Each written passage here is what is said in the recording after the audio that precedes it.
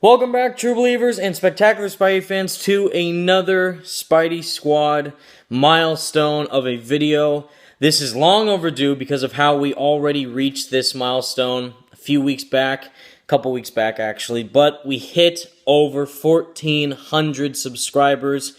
Once again, I would be nothing without you guys. You guys make my day, seeing how passionate you still are about this game of Spider-Man PS4 just as much as I am. Again, the Spidey Squad was founded from Spider-Man PS4. That's the whole reason why we exist. That's why you should not be mad at Insomniac Games that they, quote-unquote, announced Spider-Man PS4 too early, because if it was announced at the PlayStation Experience instead of E3 2016, the Spidey Squad wouldn't exist, and I wouldn't be able to communicate and talk to all of you amazing individuals. Without you, I'd be nothing. All of your support keeps me going. All of your enthusiasm, all of your excitement, all of your hype, all of your positive attitudes and fun, engaging personalities make my day better. And just seeing all of you guys just come together and just have this group family that we have created together, this pretty much of a family that we are now with the Spidey Squad, it's really something. It was just an idea that I thought about in college when I was still just going from class to class, doing just mundane tasks at my school, not even having a future plan because of how my major was undeclared. I didn't have any actual job set out for me. I was a lifeguard. I did volunteer at a veterinary hospital for some time. I was thinking about being a veterinarian, but again, this is my true passion. Spider-Man is my passion. You guys are my passion, and I would be nothing without you. You all mean the world to me. Every single one of you makes such a huge contribution. Even if you don't make Spider-Man PS4 videos, you still are part of the Spidey Squad. The true believers, the spectacular Spidey fans, and just you guys in general are just the greatest. So, in my past 1,300 subscriber special, I went over my video games, my top 5 favorite Spider-Man video games. I believe that's what it was. Let me double check really quick. But now, I have a lot of suggestions, interestingly enough, from other people from other topics that they want me to do for my top 5 stuff. And yes, the 1,300 subscriber special was about my top 5 favorite Spider-Man video games. That was really fun to do. Again, Web of Shadows is my favorite. So this might lean in to my favor of what my favorite Spider-Man cartoon is, because of how a lot of people say Spider-Man 2 is their favorite Spider-Man game, or even Ultimate Spider-Man. My favorite is Spider-Man Web of Shadows. You can see why. I'll put the link in the description in this video so you can watch that.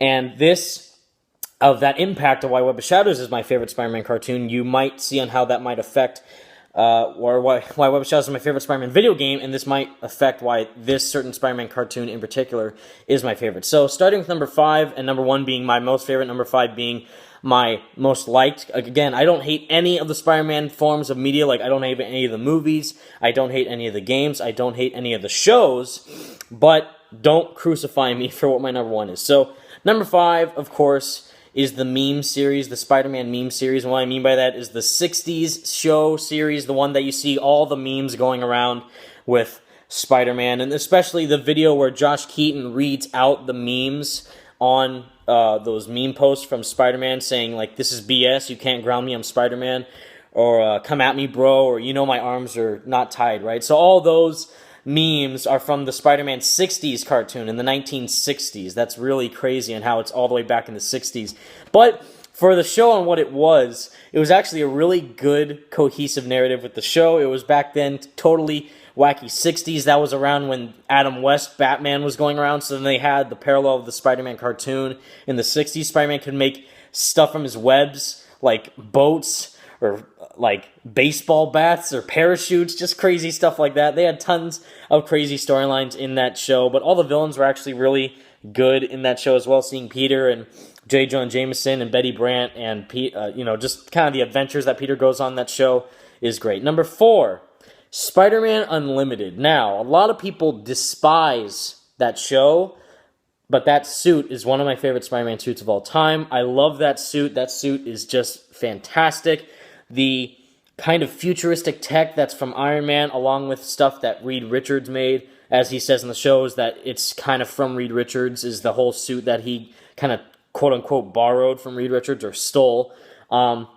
and then going on this parallel journey on another Earth, traveling across dimensions or different parallel universes pretty much, and seeing this cool story of like symbiotes are invading this Earth, but J. Jonah Jameson's son, John Jameson, is stuck on the other side, and Spider-Man's trying to save them. Sadly, the show got canceled after its first season, so we don't know if Spider-Man was able to save John Jameson and make it off of Counter-Earth or not, but the theme from that show is one of my favorite theme songs for any Spider-Man cartoon of all time. It might be my number one. But the fun fact is that show is supposed to be kind of a spin-off, but also a little bit of a sequel to my next favorite cartoon. Is number 3 is Spider-Man the 90s series, the animated cartoon on Fox Kids, the one that we all know and love with Christopher Daniel Barnes. That one just had such great moments with just the dynamic with Doc Ock, with Peter, with MJ, with Aunt May, especially with Venom and the Carnage storyline and all that stuff. All these great iconic moments from that show. The voice acting was spot on. The animation, even though it was a little kind of, they had a cheap budget pretty much, and they actually repeated some of the animations of Spider-Man swinging or fighting. And speaking of the fighting, Spider-Man was never allowed to punch anybody. He just always either, kind of shoved someone or kicked them or used his webs. He never threw a punch, which makes him kind of like Tom Holland's Spider-Man, which makes kind of Christopher Daniel Barnes' animated version of Spider-Man more like Tom Holland, which is really funny. But that show is so good, but it does not beat my number 2 pick, which please don't crucify me. My number 2 pick is the Spectacular Spider-Man. Please, it is the king of all Spider-Man cartoons. I know Josh Keaton as Peter Parker. There's no one else, really. He is Spider-Man. All of the intense, mature storylines. This cartoon came out in 2008, right after Spider-Man 3 came out. It was a nice change of pace. We didn't have a really good Spider-Man cartoon in a while. It was fantastic with all of the mature, hardened, and in-depth storylines that were there, with Doc Ock as the Master Planner, Norman Osborn disguised as the Chameleon or vice versa, Harry with the globulin green, Hammerhead, the Sinister Six, Liz Allen and Peter Parker, especially one of my favorite episodes is the one with Molten Man, where Liz Allen's brother, I think it is, or maybe cousin, but I think it's their brother, Mark Allen, it's her brother, is affected, and he's a gambler. He can gamble, but he loses his way, and he kind of doesn't really have that whole line of with great power comes great responsibility, so he ends up finding out the hard way by being stuck as Molten Man, and he kind of loses his way, which I love that episode.